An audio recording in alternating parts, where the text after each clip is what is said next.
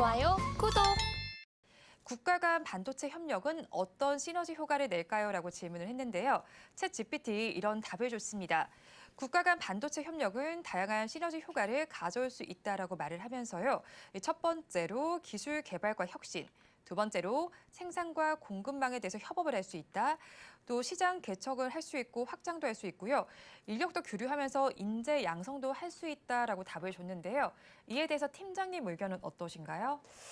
맞는 말을 다 했다고 보시면 좋을 것 같은데 아무래도 협력이 진행을 하게 된다면 양 국간이 가지고 있는 강점들을 한데 모아서 함께 시너지 효과를 낼 수 있다 보니까 보다 더 좋은 효과가 날 것으로 전망하고 있고요. 특히 반도체 같은 경우를 보면은 각자가 잘하는 영역들이 있습니다. 각자가 잘하는 영역들이 있다 보니까 관련 부분에서 조금 더 집중을 하게 된다면 보다 더 좋은 효과, 그러니까 매출이라든지 점유율 상승에 대한 효과도 기대를 해볼 수가 있다 보니까 이런 부분들 한번 체크해 보시면 좋을 것 같습니다.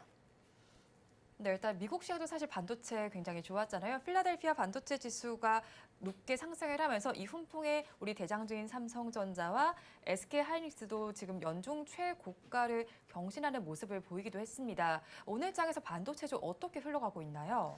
오늘 시장에서 단연 주인공은 반도체가 아닐까 싶을 정도로 반도체주가 다시 한번 움직이고 있습니다. 그 이유가 어제부터 움직였던 이유라고 볼 수도 있는데 DDR5로의 세대 전환, 그리고 AI 반도체로서의 수요가 계속 나오고 있다 보니까 사실상 반도체 쪽에 대한 투자 심리가 어느 정도 회복이 되었다라고 보시면 좋을 것 같고, 특히 엔비디아라든지 마이크론 같은 미국 반도체주가 훈풍을 많이 불었는데 사실상 마이크론 같은 경우에는 디램 쪽에서 좀 우리나라 반도체 기업의 바로미터이다 보니까 사실상 마이크론의 주가 차트를 한번 살펴보시면 좋을 것 같은데, 마이크론이 박스권 상단을 약 4번 정도 두들기면서 돌파를 했습니다. 돌파를 한 흔적이 있고, 그리고 반도체 섹터에서 다시 한번 바닥이 부각이 되고 있는 모습 보여주고 있다 보니까 그거에 따라서 하이닉스라든지 삼성전자를 비롯해서 대형주뿐만 아니라 중소형주 쪽에서 랠리가 크게 나오고 있는 모습 보여주고 있고, 오늘 반도체주 주가 흐름을 좀 살펴보면은 대형주 쪽에서도 보면은 삼성전자라든지 SK하이닉스도 박스권 상당 뚫고 움직이고 있는 모습 보여주고 있습니다. 물론 삼성전자보다 SK하이닉스의 상승폭이 더 크긴 합니다. 그 이유가 아무래도 삼성전자보다 시장의 영향력도 좀 적은 영향도 있고요. 거기다가 AI 반도체 관련했을 때 모멘텀도 있다 보니까 대형주 쪽에서 조금 더 관심 있게 보실 분들은 하이닉스 쪽을 보시는 게 더 좋지 않을까라는 말씀 드려보도록 하겠고, 중소형적으로 좀 눈을 돌려보면은 굉장히 상한가 들어간 종목군들도 많고 네. 약 10%대 이상 상승한 종목군들도 많습니다. 그런데 좀 구별을 해보자면 AI 반도체라든지 HBM 관련된 종목군들이 좀 더 상승 탄력도가 더 강하게 나오고 있는 모습 보여줬고, 후공정이라든지 관련했을 때는 저점에 있다가 움직이고 있는 모습 약 10% 이내에 움직임 보여주고 있다 보니까 중소형주 쪽에서도 어떤 섹터에 더 좀 집중이 되어 있는지에 따라서 약간의 흐름이 좀 차별화되고 있다 말씀드려보도록 하겠습니다. 네, 그 팀장님 말씀에 더불어서 사실 이제 2분기가 반도체 쪽에서는 좀 변곡점이 될 것이다라고 볼 수가 있어요. 그런데 더해서 수급 상황 말씀해 주셨는데 최근의 수급 상황 보면 오늘 장에서도 지금 외국계 창구에서는 삼성전자와 SK하이닉스가 순매수 상위에 올라가 있고요. 최근 들어서 외국계에서 지금 관심을 꽤나 많이 받고 있는 것 같습니다. 이런데 더해서 중국의 경기도 회복이 된다라면 반도체 쪽 이제 좀 기대를 해봐도 좋을까요? 네, 제가 이틀 전까지만 해도 반도체 쪽은 조금 보수적으로 봐야 하지 않을까라는 네. 생각을 했었거든요. 그 이유가 아무래도 반도체 쪽에 좀 보게 된다면 재고를 계속적으로 확인을 해봐야 합니다. 그렇죠. 물론 재고량이 뭐 삼성전자를 비롯해서 마이크론이라든지 SK하이닉스가 재고를 계속해서 줄여 나가고 있고, 재고를 계속 떨어뜨리려고 하고 있고, 감소에 대한 부분을 계속 이야기를 하지만 재고량이 굉장히 많았다는 점이 좀 부정적으로 적용을 했거든요. 하지만 지금 반도체 쪽에서 재고에 대한 이슈에서 DDR5라든지 AI 반도체로 화제가 돌려졌기 때문에 이제 집중을 해봐야 할 쪽은 재고보다는 DDR5 쪽이 더 아닌가라고 생각을 하고 있고요. 물론 반도체 관련했을 때 하반기부터 업황에 대한 회복 기대감은 계속 나오고 있었어요. 증권가에서도 계속 이야기를 하고 있었고, 하지만 조금 보수적으로 봐야 할 점은 언제 회복될지 시점이 불분명하다는 점. 6개월이 될지 12개월이 될지 약간 반도체 섹터가 양측 섹터입니다. 양측이 네. 있어요. 네. 항상 회복이 된다라고 네. 했는데 언제 회복되는지 아직까지도 회복이 되지 않고 있어요. 물론 지금 보면은 재고량이 계속 쌓이고 있다 보니까 이런 부분까지도 보면은 아직 업황에 대한 회복 불안감은 남아있긴 하지만 지금 이 시점에서 조금 더 관심 있게 봐야 할 쪽은 DDR5 쪽이 더 아닌가 싶기도 하고요. DDR5로 보게 됐을 때 아무래도 삼성전자가 어제 좋은 뉴스가 나왔습니다. 네. 삼성전자 쪽에서 12나노급으로 했을 때 DDR5를 양산 시작하겠다라고 하다 보니까 그렇게 된다면 DDR4에서 DDR5로 전환을 하게 된다면 반도체에 대한 수요가 굉장히 많이 늘어날 것으로 전망하고 있고 특히 이전 세대 대비했을 때 생산성이라든지 소비에 대한 부분이 굉장히 효율적으로 증가하다 보니까 이런 부분들에 대한 개선점을 보게 된다면 앞으로 새로운 제품을 낼 때 DDR4가 아니라 DDR5를 낼 것으로 전망하고 있다 보니까 DDR5에서의 수익성이 기대된다고 보시면 좋을 것 같은데 특히 DDR5 같은 경우에는 이전 제품 대비했을 때 단가가 약 20%에서 30% 높습니다. 네, 그런데 지금 보니까 굉장히 잘 되고 있는 것 같아요. 이제 5세대 10나노급 했는데 이제 12나노급 D램이 양산이 되는 건 맞죠? 네네. 네, 그러다 보니까 사실상 12나노급이다 보니까 앞으로 새로운 제품에 대해서 좀 출시를 하게 된다면 반도체에 대한 기대감 그리고 거기에 더해서 수익성에 대한 기대감도 나오고 있는데 거기와 더불어서 AI 반도체라든지 시스템 반도체 이런 쪽을 AI 반도체 봤을 때 DDR4 같은 경우에는 굉장히 많이 꼽아도 DDR5를 못 이깁니다. 그만큼 DDR5가 굉장히 좋은 제품이다. 어쩔 수 없이 새로운 제품을 출시를 할 때 성능이라든지 이런 것을 위해서는 DDR5를 꽂을 수밖에 없다라고 보시면 좋을 것 같고요. 그거에 따라서 지금 DDR4 같은 경우에는 지금 수익성에 대한 부분, 특히 재고에 대한 부분이 있다 보니까 이런 부분에서는 수익성에 대한 악화가 나오고 있지만 이 부분을 DDR5로 좀 어느 정도 만회해주지 않을까라는 기대를 하고 있습니다.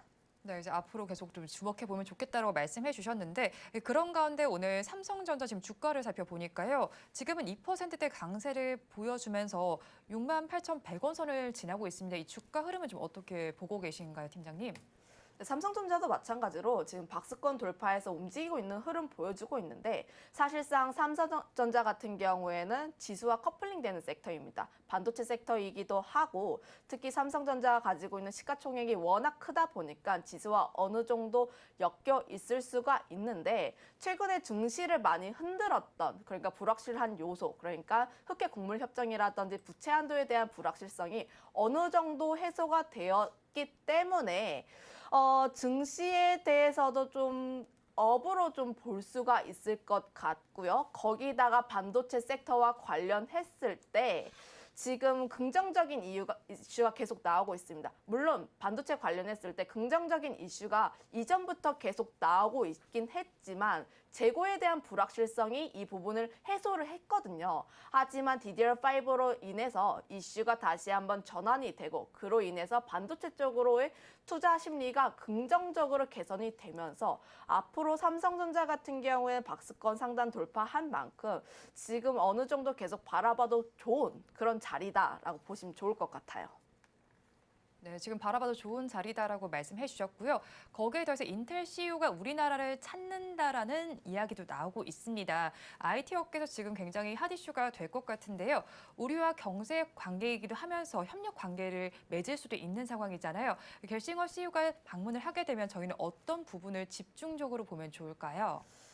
지금 뭐 전반적으로 좋을 것 같아요. 그렇게 어떤 이야기가 나올지 저희가 예측을 하기는 어렵기 때문에 지금 섣불리 어떤 섹터가 더 좋을 것이다라고 보기보다는 반도체 섹터에 대해서 긍정적인 이슈가 하나 더 붙었다라고 생각을 해보시면 좋을 것 같은데 아무래도 인텔 CEO가 함께 이야기를 하게 된다면 앞으로 협력할 수 있는 부분에 대해서 이야기를 할 것이고 이전 사례도 보면은 뭐 PC라든지 모바일이라든지 5G라든지 이런 부분에 대해서 협력을 이야기했다 보니까 앞으로 반도체 섹터에 대한 공급망이라든지 이런 부분에 대해서 이야기할 것으로 전망하고 있는데 그렇다 보니까 인텔 CEO 같은 경우가 방한을 하게 되면서 네. 투자 심리가 보다 더 긍정적으로 바뀌지 않을까. 네, 뭐 라는 그간의 생각을 하고 상황을 한번 있습니다. 봤을 때도 지금 뭐 지난해도 방문했을 때 충분히 협력하는 방안도 논의했고 또 12월에는 반도체 5G 관련해서 대화를 했으니까 이번에는 만약에 방안을 한다면 조금 더 심화된 이야기도 나올 수 있겠다라는 전망도 나올 수는 있겠네요. 아무래도 그럴 수가 있겠죠. 지금 반도체에 대해서 계속적으로 이야기가 나오고 있고 특히 반도체 같은 경우에 정치적으로도 좀 엮여 있는 섹터이다 보니까 이런 부분들까지 조금 더 고려를 해보게 된다면 앞으로 공급망이라든지 협력에 대한 부분도 계속 논의를 할 수가 있고 특히 인텔 같은 경우에는 고객사이기도 하다 보니까 관련 부분에서 앞으로의 매출이라든지 이런 부분에 대해서 좀 기대를 해볼 수가 있겠습니다. 네, 그런데 사실 뭐 기업 간만의 이슈는 아니고 앞서서 말씀해 주셨듯이 정치적인 부분도 엮여 있는데 이와 관련해서 최근에는 한일 반도체 협력이 조금 견고해지는 모습으로 보이고 있습니다.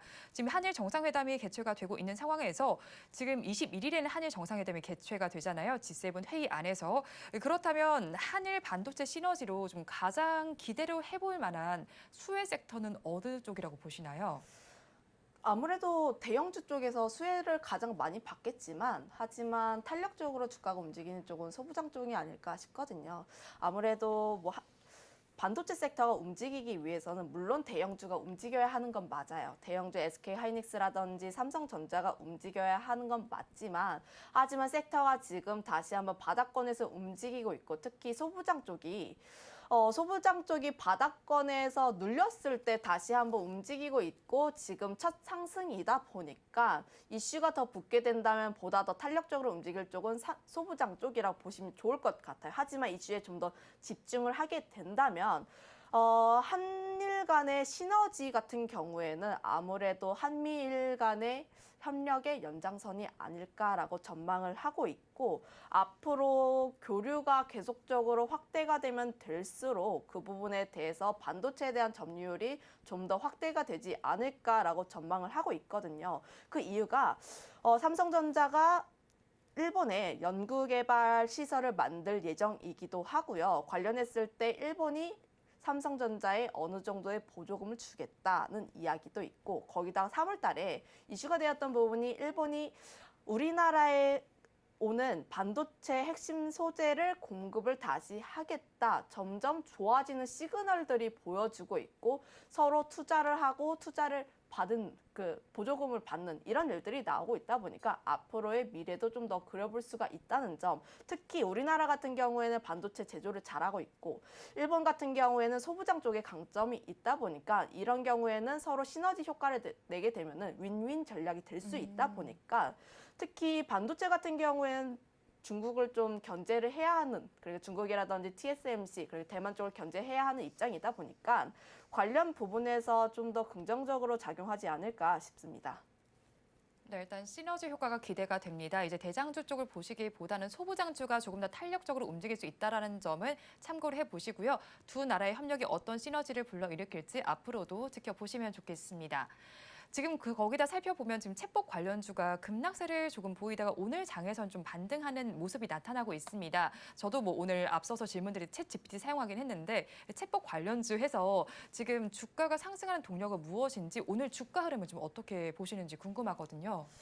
오늘 반도체 섹터 중에서도 가장 빠르게 탄력적으로 움직였던 종목군들이 챗 GPT와 관련된 AI 반도체입니다. AI 반도체 했을 때 오늘 상한가에 진입한 미래반도체라는 종목군도 있고 한미 반도체 같은 경우에도 20% 넘게 올라가는 모습 보여주고 있다 보니까 계속 AI 반도체 관련했을 때 집중해 보실 필요가 있다라고 보시면 좋을 것 같고 챗 GPT 관련했을 때 오늘따라 급등세를 보였던 이유는 미국 쪽에서 강했습니다. 미국에서 보면은 엔비디아라든지 AMD 관련했을 때 계속 연일 랠리 흐름이 나오고 있고 특히 AI 관련된 중소형 기업들도 좀 많이 올랐습니다. 네. 관련 부분이 있다 보니까 우리나라 증시에도 긍정적으로 작용을 하고 있는데 특히 골드만삭스가 이런 이야기를 했어요.